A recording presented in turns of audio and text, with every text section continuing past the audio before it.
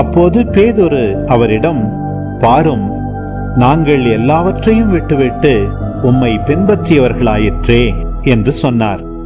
அதற்கு இயேசு, உறுதியாக உங்களுக்கு சொல்கிறேன், என் பொருட்டும் நற்செய்தியின் பொருட்டும் வீடுகளையோ சகோதரர்களையோ சகோதரிகளையோ தாயையோ தந்தையையோ பிள்ளைகளையோ நிலப்புலன்களையோ விட்டுவிட்ட எவரும் இம்மையில் 100 மடங்காக வீடுகளையும் சகோதரர்களையும் சகோதரிகளையும் தாயையும் நிலப்புலன்களையும் இவற்றோடு கூட இன்னல்களையும் மறுமையில் நிலைவாழ்வையும் பெறாமல் போகார்.